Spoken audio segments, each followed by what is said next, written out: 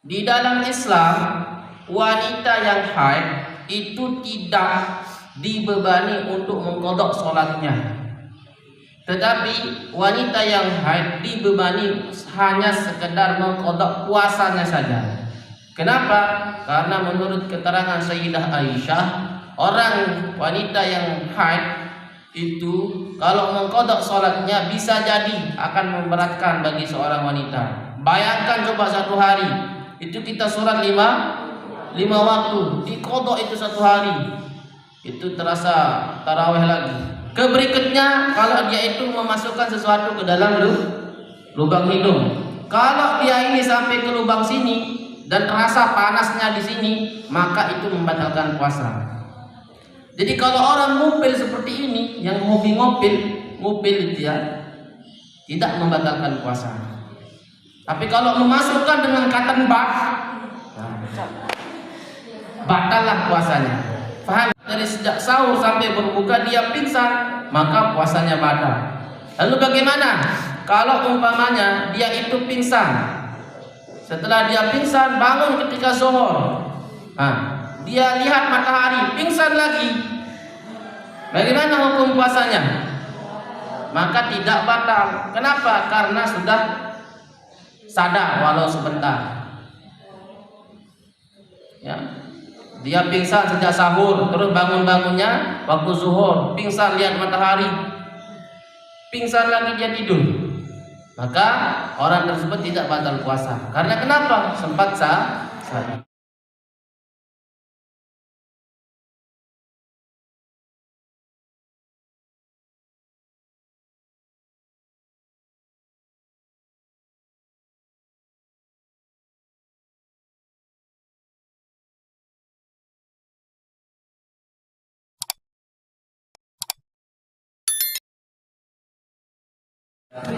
Assalamualaikum warahmatullahi wabarakatuh.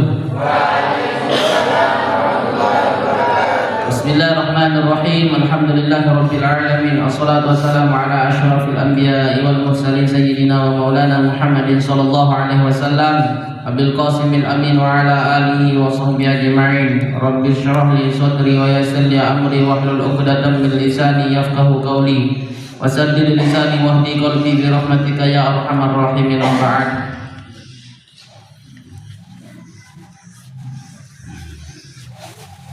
Qala al-musannif rahimahullahu ta'ala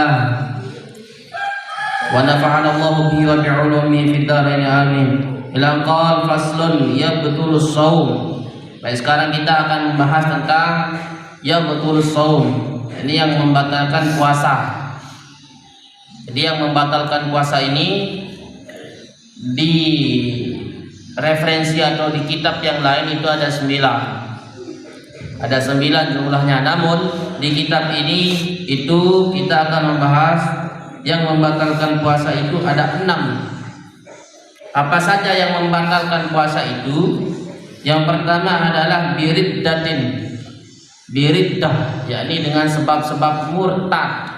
Murtad itu artinya keluar dari agama Islam. Sebab-sebab murtad itu diantaranya yakni mengucapkan dengan mulut, auzubillah min dzalik, aku keluar dari Islam. Itu sudah murtad. Jadi hati-hati kalau bicara. Dengan mulut saja sudah keluar dari Islam. Aku keluar dari Islam. Jadi hati-hati. So, bagaimana cara kembalinya? Ucap kalimat syahadat. Jadi ada satu syaratnya orang masuk Islam itu dulu, yakni adalah mengucap 2 kalimat syahadat.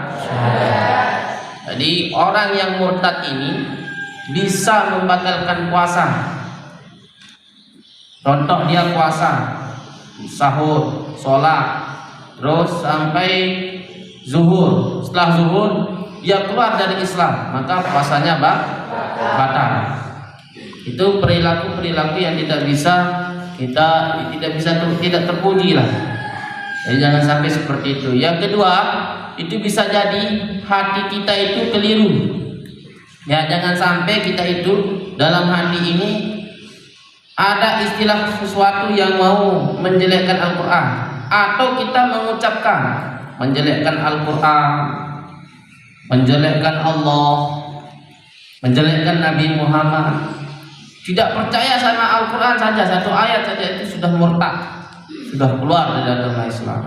Maka hati-hati ya, menjelekkan dan hal sebagainya ini, itu bisa membatalkan puasa. Baik, berikutnya haid bagi seorang wanita. Di dalam Islam, wanita yang haid itu tidak dibebani untuk mengqadha salatnya. Tetapi wanita yang haid dibebani hanya sekedar mengqadha puasanya saja. Kenapa? Karena menurut keterangan Sayyidah Aisyah, orang wanita yang haid itu kalau mengqadha salatnya bisa jadi akan memberatkan bagi seorang wanita. Bayangkan coba satu hari itu kita sholat lima waktu, diqadha itu satu hari, itu terasa tarawih lagi. Begitu pula dengan hari-hari. Bayangkan nanti haidnya itu 2 minggu, diqadha itu, wah, bisa jadi tidak serak masuk Islam. Oleh karenanya, menurut Sayyidah Aisyah, itu kalau orang haid, wanita tidak dibebani untuk mengqadha sholat. Tetapi kalau puasa wajib diqadha. Sekalipun nanti dia itu haid keluar mau 5 menit mendekati berbuka puasa, maka batal puasanya karena keluar haid. Akan tetapi pahala selama dia puasa sebelum batal itu tetap dihitung oleh Allah sebagai pahalanya. Sama konsepnya, ada orang yang puasa tapi tidak sholat, puasanya sah tapi dia tetap dapat dosa. Kenapa? Karena meninggalkan sholat. Ada yang sholatnya rajin tapi puasa alergi. Nah, bagaimana hukumnya? Tetap sholatnya sah, cuman dia tetap dapat dosa karena meninggalkan puasa. Jadi karena sama-sama hal yang wajib, sama hal yang wajib. Nah, beda istilahnya kalau orang mencari nafkah terus dia tidak sholat tarawih. Mana yang lebih afdol? Sebab mencari nafkah terus dia meninggalkan sholat tarawih, mana yang lebih afdol? Itu mencari nafkah lebih afdol. Kenapa? Karena perkara wajib. Kalau perkara sholat tarawih itu sunnah. Tapi bisa nanti kan kalau sudah cari nafkah sampai jam 12 bisa sholat tarawih sendiri di rumah. Itu saking indahnya Islam, saking gampangnya Islam itu sendiri. Berikutnya selain haid ini adalah wanifasin, yakni nifas. Nifas itu artinya setelah melahirkan ada darah nifas yang keluar. Ya, maka sudah barang tentu itu puasanya batal. Berikutnya melahirkan. Awiladah. Awiladah itu artinya darah penyakit. Itu juga bisa membatalkan puasa. Wajununin walau lahzah, wajununin gila walaupun sebentar, itu juga dapat membatalkan puasa. Misalkan dia itu ikut sahur, ikut sholat, setelah selesai sholat subuh, tiba-tibanya itu gila sebentar, tiba-tiba dikejutin sama temannya gila, maka batal sudah puasanya. Walau lahzah, sekalipun sebentar. Jadi orang yang hilang akal itu ada 3 macam. Orang yang hilang akal itu ada 3 macam. Yang pertama itu adalah gila. Walau sebentar gilanya, maka tetap itu akan membatalkan puasa. Walaupun disebabkan karena kaget oleh temannya lalu dia gila, sadar nanti, maka batal puasanya. Itu yang pertama. Hilang akal yang kedua, yakni adalah dia itu tertidur. Yang kedua ini adalah pingsan. Dia ikut sahur bareng. Setelah sahur, pingsan dia. Pingsan sampai berbuka. Maka puasanya batal. Ini ada keterangan di sini. Wa bi'ima'in, yakni pingsan. Jadi pingsan itu sekalipun sebentar Sekalipun dia dari sejak sahur sampai berbuka dia pingsan, maka puasanya batal. Lalu bagaimana kalau umpamanya dia itu pingsan, setelah dia pingsan bangun ketika zuhur, dia lihat matahari, pingsan lagi, bagaimana hukum puasanya? Maka tidak batal. Kenapa? Karena sudah sadar walau sebentar. Ya, dia pingsan sejak sahur, terus bangunnya waktu zuhur, pingsan lihat matahari, pingsan lagi dia tidur, maka orang tersebut tidak batal puasa. Karena kenapa? Sempat sadar. Itu perkara pingsan. Yang kedua, orang tertidur. Tidurnya itu sejak sahur sampai berbuka puasa, bagaimana hukum puasanya?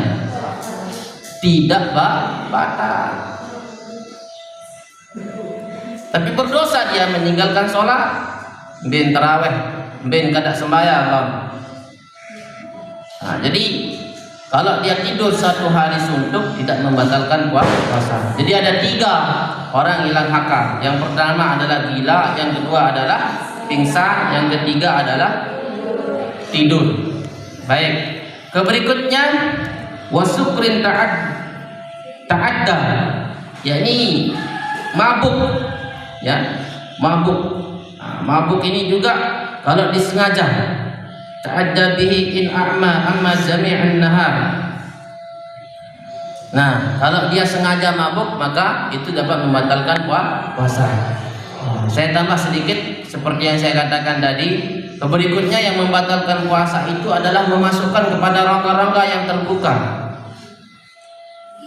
Pertama mulut, kedua hidung, ketiga telinga, keempat kubur dan dubur. Kalau yang di mulut yang sering jadi permasalahan itu adalah menelan ludah.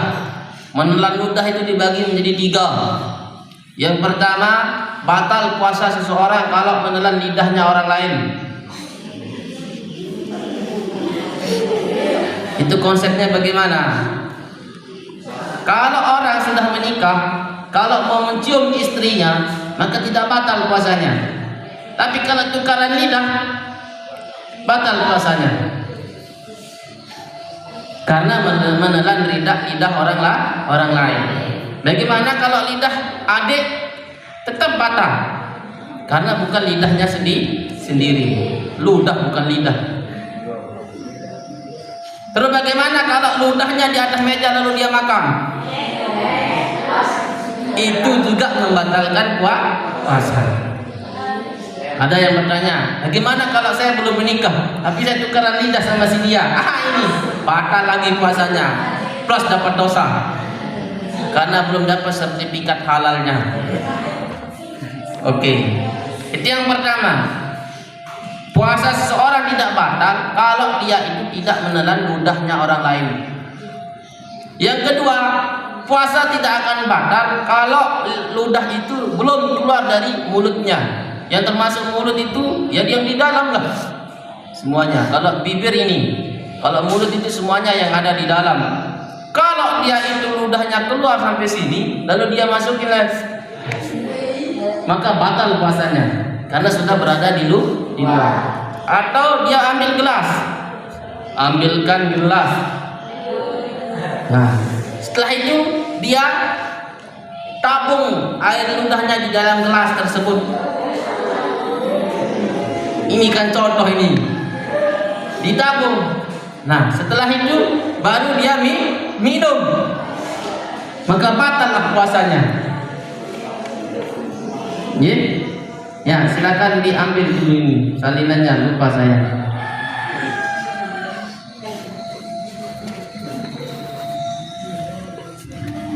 Oke. Jadi sesuatu yang membatalkan puasa kalau ludahnya itu sudah berada di luar. Tapi kalau masih berada di dalam mulut ludahnya itu maka tidak membatalkan puasa. Bagaimana kalau dia itu puasanya ludahnya itu dicampur dengan rasa coklat, rasa mangga, terus rasa jeruk, ditelan, maka batallah puasanya. Tidak boleh. Yang membatalkan puasa itu adalah menelan. Tapi kalau sekedar masih di luar lalu dimuntah kembali maka tidak batal. Misalkan dia main sama adiknya, terus dia percuma untuk ngambil manisan di dalam mulutnya, terus nangis adiknya. Kalau dia tidak telan maka tidak batal puasanya. Tapi kalau dia telan maka batal puasanya, karena menelan dengan secara sengaja. Jadi hal-hal seperti itu yang harus dipahami. Berikutnya, kalau dia itu memasukkan sesuatu ke dalam lubang hidung, kalau dia ini sampai ke lubang sini dan terasa panasnya di sini, maka itu membatalkan puasa. Jadi kalau orang ngupil seperti ini, yang hobi ngupil dia tidak membatalkan puasa. Tapi kalau memasukkan dengan cotton bud, batallah puasanya. Paham ya? Berikutnya yakni telinga ini. Kalau telinga kita bersihkan secara luar begini, ya, tidak masukkan ke dalam, maka tidak membatalkan puasa. Tapi kalau dimasukin dengan cotton bud, batal puasanya. Itu memasukkan dengan sengaja. Tapi kalau tidak dengan sengaja, maka tidak batal puasa. Pamannya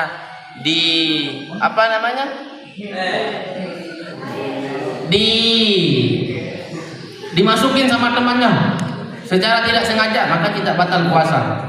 Tapi kalau memasukin sendiri, batal puasanya. Paham ya? Nah, hal-hal seperti itu. Bagaimana kalau dia disuntik, sakit terus mau disuntik? Maka kalau dia disuntik di mana tempatnya? Ya, sekitaran yang tidak berlubang, dia suntik di perutnya, namanya begitu. Maka tidak membatalkan puasa. Kenapa? Karena memasukkan pada bukan rongga yang terbuka.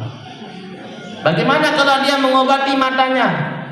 Maka tidak membatalkan puasa.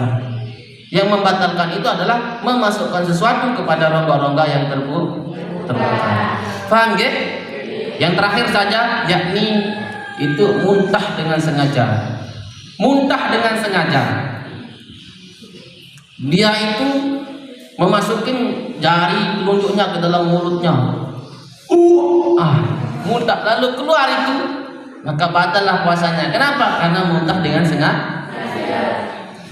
Kalau dia tidak muntah dengan sengaja, keluar muntahnya, ketika dia keluar muntahnya, maka wajib baginya itu dulu kumur-kumur baru menelan ludahnya. Kalau dia tidak kumur-kumur lalu dia telan bekas muntahnya itu, maka dia sama artinya menelan najis. Karena muntah yang keluar dari sini itu dihukumi najis, kotor lah istilahnya. Tapi kalau dia sudah kumur-kumur setelah muntah lalu dia telan ludah yang ada di dalam, maka tidak membatalkan puasa. Sekalipun masih ada rasanya, tapi itu dimaafkan.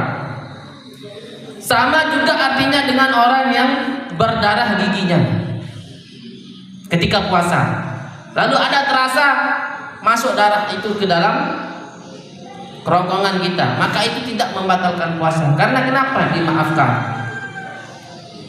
Paham ya? Yang terakhir, karena ini 9 saya masukkan, yakni bersenggama dengan suami istri ini loh, ya, maka itu membatalkan puasa sekalipun tidak keluar calon presiden, maka tetap itu membatalkan puasa. Bagaimana ukurannya bersenggama itu? Mohon maaf, sekedar masuk saja bolanya itu, kepalanya masuk saja itu sudah membatalkan puasa. Mohon maaf, ini majelis yang mulia. Berikutnya, dia itu mengeluarkan air mani dengan sengaja. Nauzubillah min dzalik, dengan sebab onani dan lain hal sebagainya, itu dapat membatalkan puasa. Jadi 9 hal yang membatalkan puasa, di luar dari yang 9 ini maka tidak apa-apa. Paham ya? Pertama tadi murtad, terus haid, nifas, wiladah, terus gila walaupun sebentar, terus pingsan dan mabuk di siang hari secara sengaja. Terus berikutnya memasukkan kepada rongga-rongga yang terbuka. Terus berikutnya muntah dengan sengaja. Yang terakhir bersenggama sekalipun tidak keluar air mani dengan suami istri atau dia itu beronani. Jadi 9 yang membatalkan puasa di luar dari ini maka tidak membatalkan puasa. Itu saja teorinya anak sekalian. Faham nggih? Wallahu a'lamu bishawab.